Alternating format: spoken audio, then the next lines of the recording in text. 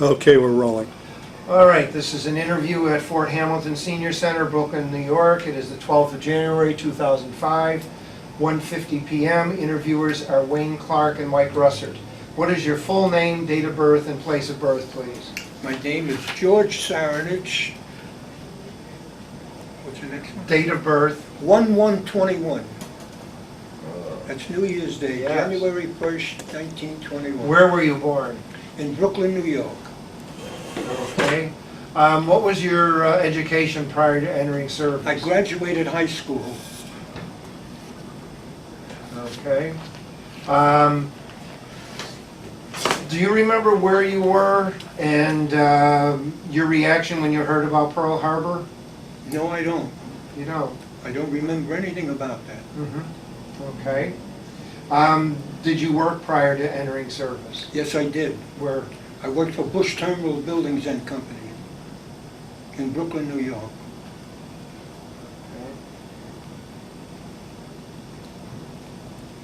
I was a freight handler and an elevator operator in between. Okay. Now, were you enlisted or did you get drafted? That's another cute one. I enlisted, but the government, in the interim, they gave me a certain date to go away. I forget what the date was. In that interim, prior to that, the government sends me a Dear John letter. They want to take me like a week before that. I go back to the Navy and I show them the other papers from the Army, bless you. Thank you. I showed them the papers from the Army and they told me we'll take you a week before them. And that's how I... Okay, why did you select the Navy? Because I like the water. I was always around water, and I figured I'd be more comfortable. Okay. I really liked it better than the Army. It was a cleaner life. You always had water to wash. Okay. Where did you go for your basic training? In Camp Green Bay in Chicago, we were the first ones to start that one. What was it like up there? 5 below zero. How long were you up there? I forget what the time was. I don't know, a couple of months. The basic training. Okay. Now, where did you go from Chicago? Now, let me guess. I went on a train ride of Chicago. I went to, from Chicago, I joined the PTs then. Okay, now you mentioned you had to volunteer for that. Right, and I volunteered for that, and they sent me to Melville, Rhode Island, was their home base. How long was that school? Other thing, a couple of months. Now, you said you had to have certain characteristics to join the PT boats. What were those? Excuse me? You said you had to have certain... Oh, you had to learn everybody's rate. This is why they wanted fellas with higher IQs. Because we only had one gunner's mate, one quartermaster, one torpedoman, one of this. You only had 3 engineers. So we had to learn everybody's rate. I had to learn the gunmater's rate, the torpedoman. I had to learn everybody's rate. And I'm telling you, I got a better education than I did 12 years ago in school. Okay, how long were you with at school for the PT boats? I think Wayne... You said a couple of months. Couple months, okay. Yeah. Where did you go from there? Okay, I was listed to go to Detroit for packet school. And then I also told going out the door, I told the Marine, and they said something else. I forgot I even volunteered about that time. And they says, I said, and the man mentioned my name again. I didn't want to get in trouble. I was young. And I says, they also called my name the second time and said something about MTBs. And he grabbed me by the back. He was big. And he put me right in the room. He says, look, we only got 30. Don't want to lose any. And go from there. Okay, so did you receive any training beyond... You said you were a mechanic. I was a motor machinist. Motor machinist. Yes. I had to take a test for every rate. I made fireman first class. Then I made third class motor machinist, then second class. And here's the funny part. How I got first class, I took the test 3 times, but we were in excess of compliment. And when I was coming home, there was a nice lieutenant there that asked me a lot of questions. I don't know his name, he never saw me before. He says, how come you didn't make first class? I says, I took the test 3 times, and they rate us in the Navy like they do in college. 4 row is 100. I made a 3.8, a 3.7, 3 high marks. And we were in excess of compliment, so no more room. So without telling me anything, this nice lieutenant takes my papers to a destroyer base nearby. I don't even know where it was. I never left the base though. He got me rated there and come back again. He says, here, go home first class. Nice guy. And he never, I only seen him once. And he was the guy that told me they picked him according to IQ. I don't know his name. And I thought that was a hell of a nice thing he did. Yes. Now, when were you finally assigned to a squadron? Right as I left Melville, the training base, I went to Squadron 14. Okay. Now, where were they located? Well, that was right from the base I started with that. And we left one Christmas Day and we went to Midway Island. How did you go out We there? were towed on an ARD. They put out 4 PT boats on an ARD. ARD is a floating dry dock. And we were towed with a destroyer escort. Now, in case anything happens in between, they would let this thing go down and we could take off. And we were towed. It was like going... Now, were you on the ship itself, or were you on the PT boats? I was on the PT boat. Oh, okay. But we were lashed to the ARD. Right. They're put right on top. But if need be to get away, they sink this ARD, they let it go down, and we just fly right off and take off. Now, what about your meals and that? Did you just eat on the PT boat? No, we ate on the ship. I see. But if anything happened, I don't know where we were going to eat. Don't even think about it. Go. Okay, so you went out to Midway. What did you do when you reached Midway? Okay, we will stand by for any Jap ships that go by. Now, at one time there was 21 ships went by, and we were told to go out and just break their chops, see if you could, just annoy them, make them break their formation, time, or whatnot. So actually what we would do, we called play grab ass. We'd shoot around here. We had smoke screen generators. So what we would do, we'd make a run at some of these ships too. We let a few torpedoes go. We don't know if it's going to hit, because you know why? We lay smoke. Then we go around the smoke, and they figure we're behind the smoke, but we double back on this side. We had smoke screen generators. We had superchargers on them boat. We had 3 packet V12s, 12-cylinder packets. Now, did you have like a 50 caliber machine gun on board besides the torpedoes? We had a 37 millimeter on the bow. We had 2 turrets with twin 50s with bars on there so you don't shoot anybody on your ship, on your boat. And then we had a 20 millimeter on the stern. What was the 20 millimeter? I don't know. It was on one end or the other. This is like 60 years ago. Now you had 4 ships in 4 boats in the squadron. There's 10 boats in the squadron. Oh, 10. We happened to get stranded with 4 on Midway Island. I don't know why. I don't know what happened to the other 6. See, they would just, some big official or something will tell us, well, you go here, you go there. They never knew where we were.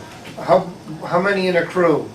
We started off with 9 men and two officers, and later on they got 12 men and 2 officers. But we've done the work of 9 men with 2 officers when I joined. I would join when they first started PTs. Kennedy was around then and whatnot. How fast was a PT boat? What's the... Okay, I clocked it once at, what was it, 58 knots, and that's a mile and an eighth, Mhm. about 60, that's flying in water. You cruise at 150 gallons an hour, 100 octane gasoline, aviation gas. We had a supercharger, it was called a variable Venturi diaphragm type, the aeroplanes used. We could go upside down and it would still work. Now, what was your range? Don't get you. How far could you go on a As long as our gasoline would yes. last. How long would it Well, last approximately? We had Probably 3,000. depended on speed too. didn't it? Yes, okay, we had 3,000 gallons. We'd have to know at all times how much gas we had. And at the cruising speed, we burned 150 gallons an hour. We would basically operate at night. We were like night raiders.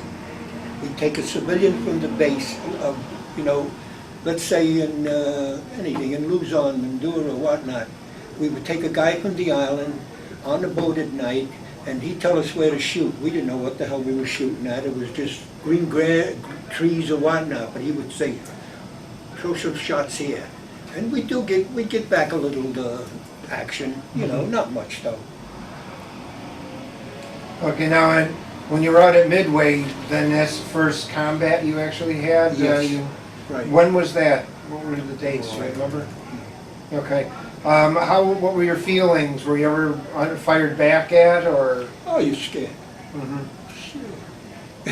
I can remember one incident, one of our guys didn't have a helmet on or something or other. We had a pail of oil, a regular pail. He dumped the oil and put the pail over his head. Hey, you're scared. Nobody gonna tell you different. Did you ever receive any injuries or wounds? Or? No, I'll tell you why. Our boats were made of wood. A 4-inch plank by 1/4-inch thick mahogany. Played this way. And then another same board played the opposite way with aeroplane canvas in the middle. Reason being, it had a lot of give. They tried an experimental boat with aluminum. The pounding would break them. So this turned out to be good.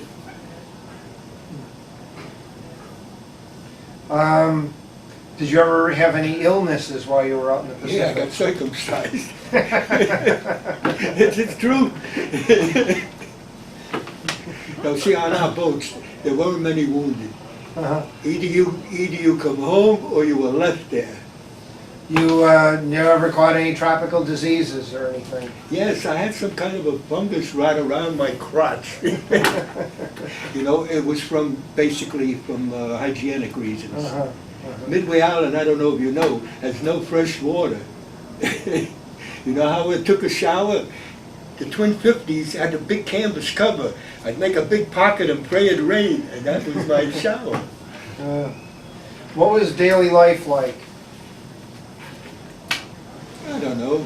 To me, it was another day. I don't know how to express it. But to be honest with you, we were all geared not to panic or anything. We all had our heads up. But I'll tell you the truth. We had a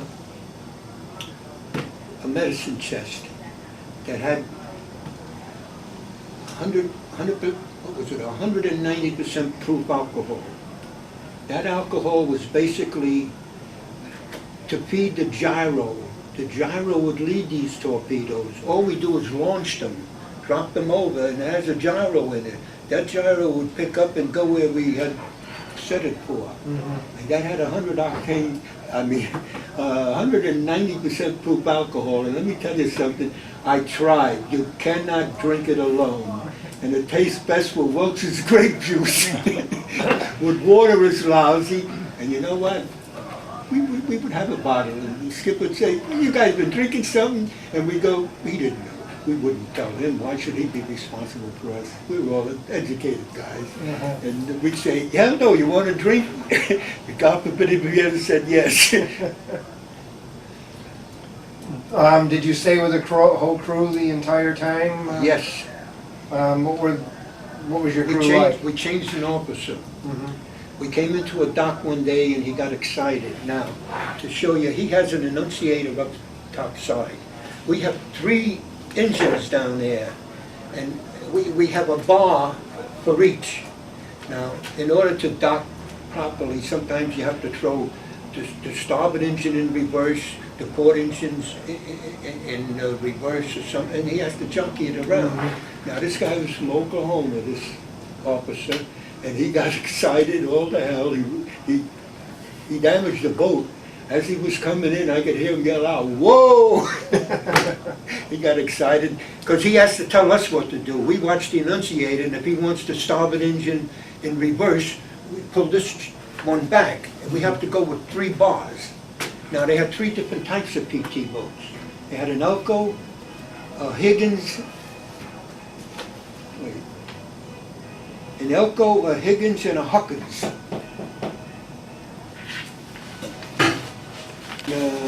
Bayonne, New Jersey. The Higgins was made in New Orleans, Thank you. and the Huckins was made in Jacksonville, Florida. Now, is there any one of them that you preferred over the other, or were you on the same type all I'll the be time? honest with you, I think, not speed-wise, I think the boat I was on a Huckins for a good while, but I rode other boats. And I think the Elko boat that was made in Bayonne, New Jersey, was a better boat. It cost $250,000 at the time. And it was nothing but 80 by 20. With 3-gallon, that 1,000 gallons in the rear, 1,000 gallons in each 3 tanks. Okay, was there any, Oh, we got in trouble crossing the Caribbean Sea. 20-foot waves, and it was called a following sea. You go down like a roller coaster, and the next wave makes on you. Broke one of the chart rooms, took a guy off the side. You see him for a minute, then you don't, whatnot. Luckily, we got him back. this is when you were in maneuvers, or? No, we were just going, where the hell did we go then? I don't know, we went to one of the islands, South American islands at the time. Okay, but you said for the most part, the engines and so on performed very well? Yes. But we also had, the problem we had was with gasoline in foreign countries and whatnot.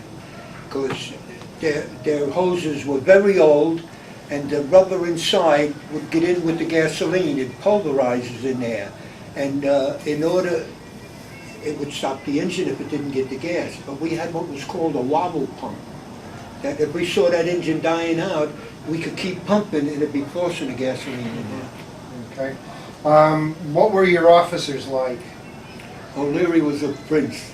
And then I had a guy, a rich millionaire later, but we got rid of, who's this, when he damaged the boat. Oh, the guy, Yeah, we got rid of him. Then we got another young guy from New York.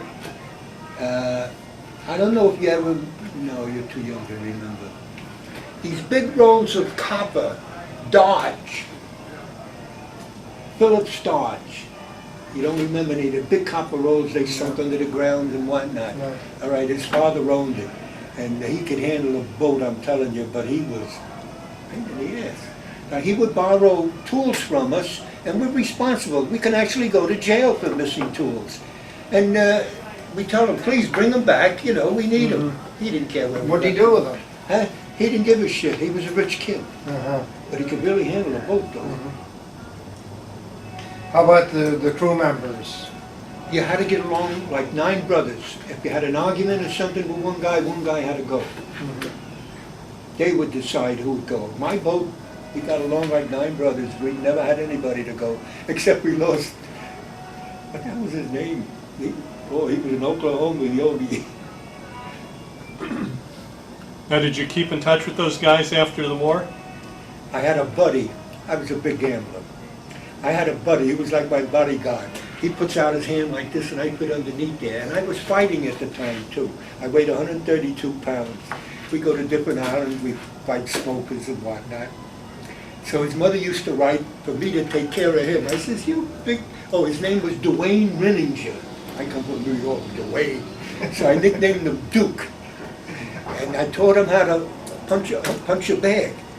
He was a pussy cat, I'm telling you. And I taught him how to punch a bag in secrecy, you know. He learned very fast. What he forgot, I was always one grade higher than him, and I wish I knew what he forgot. He was a hell of a nice guy, and I lost contact with him. What kind of medals, decorations did you receive?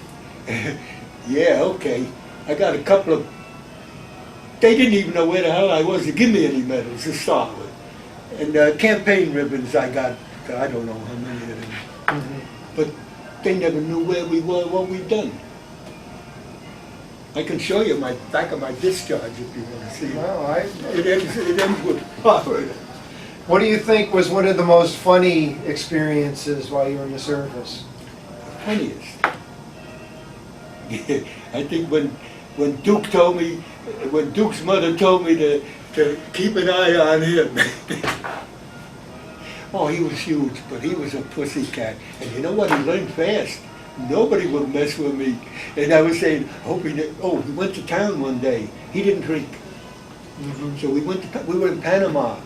So I ordered rum and Coke. I'm drinking the rum and he's drinking the Coke.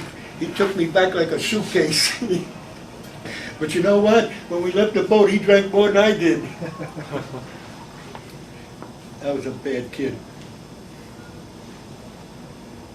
What person or persons do you remember the most? My skipper O'Leary. We would borrow his money to go to town. He was what a nice guy. What was his name? O'Leary. Remember his first name? I never knew if he had a first name. We always called him O'Leary. We'd borrow his money. He wouldn't give us too much. He says, if I give you guys too much, he was a good church-going boy. He saw me in Panama when we were leaving, and he says, gee, Sarunich, he says, I didn't know you were that religious. You were on your knees all the while throughout the procession. I says, yeah, I was so drunk I couldn't stand. He offered me a job in California, you know, in forestry, if I ever wanted it. But I had a job to come back to. What experiences did you have that you left the greatest impression on you? Was there anything in particular? The knowledge that I gained. I was acclimated from then on to live anywhere, by myself, would others do anything, and very knowledgeable. I gained a lot of knowledge, more than I did in the 12 years of school. Okay. Now, you said you were in 3 different squadrons. Your first one was Squadron 14. 14. Then you went over to... No, after 14, Okay. we come back home again, and the home squadron was Squadron 4. Then I got another boat there. I don't even remember the number of that boat. And then from there, I went out again with another boat. And then we were in Luzon, Mindoro, around the Philippines. Oh God, where the hell? What squadron were you in when you were in the Philippines? In the Philippines, that was 20, no, I don't know, 14, I'm pretty sure it was 14. Okay. When did you were in 2 other squadrons then? You said you were in Squadron 4 was, okay, the... that's the home base. Okay. We would take kids that were gonna go out after us, and we'd teach them what to do. Now, I had one experience, I'm in the engine room, so there's a kid gonna stand there with me, you know, I gotta teach him what to do and whatnot. So, we had, the engines were cooled with fresh water. But we had the seawater scoops underneath the boat. That cold water, that seawater would cool the fresh water, which would cool the engines, and we had big manifolds. Now, one of the manifolds, the cockpit that we drained with, happened with the vibration turning loose. This kid comes running, I left them all alone down there, which I shouldn't have done anyway, but I'm sitting on the top. He runs out, passes me by, I didn't know where the hell he went, so I run down quick. And I judged right away, I saw the petcock, and I know what could happen. So I grabbed it with my hand, I dropped it, I grabbed it. I finally got it in my hand, I stuck it and gave it a few turns, and I had thread marks on my hands for maybe 4 years later. But it went away. Because, hey, I didn't like going, I was too young. So I bawled the shit out of him. I didn't turn him in or anything, but I told him what could have been expected, what could have happened and everything. So I think he learned something, but I didn't turn him in. When did you go to Squadron 26? Yeah, I went from one to the other. Now, where were you in Squadron 26? What part of the Pacific? I think we came back to, where the hell is that place in Florida? Miami, and then there was some water there. I think we changed from there, somewhere in Miami. We came back to the States, and that's the way it went out the second time. And after training the kids, you know, and when I came back the first time, I don't know how many months that was, not too long. And they put me in Squadron 26 and sent me out again. And then I went. Now, were you in with the same crew or? Same crew. Same crew, so the whole crew went back out. We never. Were you in the same kind of, same type of boat? No, the base force had Elco boats. Mm-hmm. My first boat was a Hawkins boat, Right. a Jackson boat. I never rode the other one. Mhm. I rode it many a times, Yeah. but I never had anything to do crew-wise. Mm-hmm. It was a good boat. It was made in New Orleans, but Mhm. it was a little different. Now, you don't recall where you were assigned in the Pacific when you were at 26? Philippines, I Mhm. remember. Okay. We went to the Philippines. We were in Luzon. We were in Luzon, Mandurah. I don't know if you know. One of our PT boats took MacArthur off Columbia. Yes. You know, Yeah. it was one of our boats that done that. Wasn't me. Mhm, mhm. How long were you in the, out in the Pacific altogether, do you recall that? My complete service duty. Okay. I went with a train ride to Chicago. From Chicago, I went right out. I had enough of points, and as soon as they made this point system, I had more than enough, and I got discharged. They Mhm. wanted to give me chief to stay, but Didn't want to stay. no. What kind of missions were you on mostly while you were out in the Philippines? Did you ever attack Japanese shipping at all? Technically, in most instances, other than that, when we seen big ships, we would play like foxes would. Like one boat would cross here, another one cross there, you let a torpedo go here, he goes around back again, he lays smoke, we double into his smoke, and we play grab ass with him. Mhm. But he's shooting back at us. Mhm. But most times he's shooting where he sees smoke. We know he's gonna do that, so we don't, he thinks we're behind the smoke that we laid. No, we double back on the other side. One day, we had little chats, what's the best if we get a guy in the middle? What should we do? So somebody says, well, get a middle, we'll circle him and keep shooting. When we got back, we found out we were hitting the boat when he was going around, and he was in the middle, we were hitting him. That didn't work. Did you ever launch many torpedoes at Japanese targets? Yes, yes. Did you ever hit any? Yes, we could see it hit, but you don't hang around. We were, well, who's this, the Japanese, we had Tokyo Rose that tried to break our shops. And she would call us the Green Dragons. Our boats were green, striped and whatnot, and we all nicknamed the boats.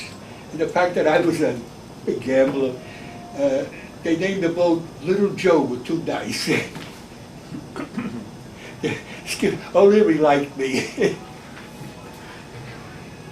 So that was painted on your boat. Where was that painted? Okay. His cockpit is here, and there's like a wooden box around it, on that box. It's only about this high. Now, did you guys ever decorate jackets or anything like that, like the Air Force guys did, or you didn't do anything like that? No. Mhm. In fact, this is all made up. Mhm. This didn't all come together. I made Right, this up. right. Okay, when you came back to the States, where were you discharged? What place? Lido Beach, Long Island. Mhm. And I done a guy a good deed and lost my peat coat. He was a pharmacist. He was in front of me. I didn't know him. He says, "Oh, geez, they're pulling out guys with pharmacists. They need helping to discharge men." He says, "My wife just gave birth and whatnot. No, they're gonna grab me. They see the chevron and whatnot."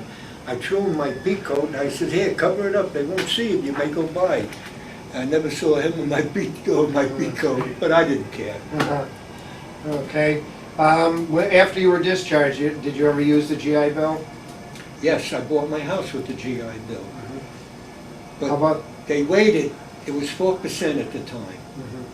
So they were in the process of getting a raise, the banks. So nobody would give me money. Oh, well, I pulled a good deal. I bought a house with no money. So I said, I'm gonna do that, go to rich neighborhood and whatnot. Yeah, it worked. So there was a house for 17,000, nice neighborhood. I don't have, two stones would rub together. I had maybe about $5,000 to buy furniture if I ever get a place. I was living in a furnished room. So with this, I go look at a house, the woman wants 17,000. At the time, rooms were hard to get. So the real estate guy says, look, I have rooms for her, I have everything prepared. If you buy the house, I have rooms to give her and whatnot, we could close the deal fast. Now, I leave with my wife. I go outside, now, a friend of mine has a nose job being done, and we had a newspaper, the Globe, it's not around anymore. And I happen to be, he's getting a nose job done in the doctor, and I'm sitting in his car, and I see the house with no address, but I'm pretty sure it's the same house I looked at. So I went to the real estate, just out of curiosity, to see if that was the house I looked at. Sure enough, it was, but I didn't tell him or anything. So I played it. I says, you know, sight unseen, I'll buy that house for 15,000. I don't even want to look at it. He doesn't know I saw the other real estate guy. So he says, will you give me a binder? I says, what do you mean by a binder? He says, well, will you give me a check? I says, for how much? $100. He says, I want to use it as a binder. If you change your mind, I'm working for nothing. You change your mind, I'm losing time and everything. Sure, I write him a check for him. I had a checking account with $2. Things got better. He calls me up 3 days later, and he says, you know, I think we could make a deal with the 15,000. I says, oh, good. Now, I says, you're real estate, you sell insurance and whatnot, don't you? I says, I have no connections with banks. I says, you get me the loan on this house, and I'll take all the insurance away and give it to you. He says, a good deal. So he gets me a loan from the bank, and it went to 4.5%. I cared less, another 0.5%. So he swung the whole deal, and whatever insurance I had, I would switch over to him. Then as I got the house, I says, could I meet the woman? I didn't have nothing to move in with. So he lets me meet the woman. I says, you know, that refrigerator, where you going, you're going to have a nice brand new one. I says, you wouldn't need that one. She said, I keep it. Keep this, keep that. Then I had a tenant upstairs that was going to pay me $58 a month rent. And she was complaining about this, and that. And I was very polite. I says, you know, I just bought this house. I'll let you buy it from me. You're paying me $57.50. I'll pay you $65 a month rent. I had 2 children. It was hard to get rooms. I had 2 children at that time. So she got mad and left. Ooh, I would have gave her $500 to move. But she left, and I had some nice tenants. Right now, my daughter lives upstairs, and I'm going to give her the house someday. Okay, did you join any veterans organizations? Yes, I joined the American Legion, Foreign Legion, then I left this one, then we have an organization with the PT boats. We have a museum in Fall River, Massachusetts, and we have 2 PT boats there. And we have members paying dues and whatnot. Now we have grandchildren, great-grandchildren and whatnot, keeping this thing going. And I hope it could go a lot further. Every year they have a convention. I don't own a car. The reason I don't, my brother was killed with a truck, and every time I get behind the wheel, I can drive, but every time I get behind the wheel, I'm afraid I'm going to hit this guy, I'm afraid I'm going to hit this guy, and driving is not for me, so I never owned a car. But when I was in the Navy, I stole a station wagon. The garbage truck, we had garbage detail. Nobody could drive the truck. I said, yeah, I could drive it. It was a brand new truck. I could read where to shift. So we get to the dump, two other guys are gonna shovel it off with me, three of us. I said, hold it, we don't have to shovel it. Are you stupid? I said, I'll go maybe about 50 feet ahead, you stand on the side, tell me where I have to dump. When I have to dump, you drop your arm, I step on the brake and everything goes, we go home. I tell you what, we had a lot of smart guys. Did you, how do you think your time in the service changed or had an effect on your life? Made me a better man, made me a smarter man. Went into the coin business, and I don't never have to worry for a dime. Okay. Did you put your jacket on for us? I bet you couldn't wait for this. Yeah.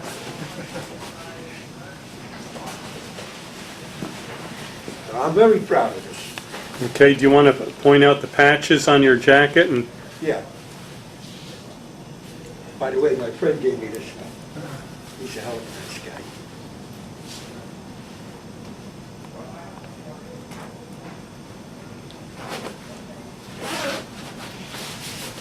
okay, Yeah. we'll start off with that one there, the blue one. All right, this signifies mosquito boats, we were known as PT boats or whatever, and this was one of our basic patches. We wore one on our sleeves, even a small one.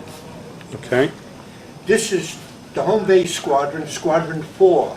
Every time we come back, we'd have to do duty there with a boat or whatnot, train new fellas as we come in. They're gonna go out next, so we would train them. Then I went to Squadron 14, I don't know which one it is, right or left. the one on the right. On the right. All right, then I went to Squadron 14, Here, if you just stay still so Wayne can focus on the... Okay, I got that one. and then from there I went back home again to Melville to break in new kids. And then I went out again and went into Squadron 26. Okay, And from Squadron 26 I got discharged. okay, great. I spent approximately 3 years, no, 4 years. Two to Okay. 5. You can turn around. Okay, now, all of those you said are the original patches? These original patches. But you can buy them today too. Mhm. In their museum, they have a store that sells a lot of patches and whatnot. In fact, I got my first class, oh, here's another cute story. I was the smallest guy on the boat. So I would tell these guys, when I had the mid-watch, I would sew their cuffs down and everything. And I would tell them, don't buy the things too snug. They would buy them snug, one washing, and they were mine. When I left 26 pairs of dungarees and vowed I'd never wear another pair, not for no reason, but I've never wore another pair. Okay, well, thank you very much for your interview.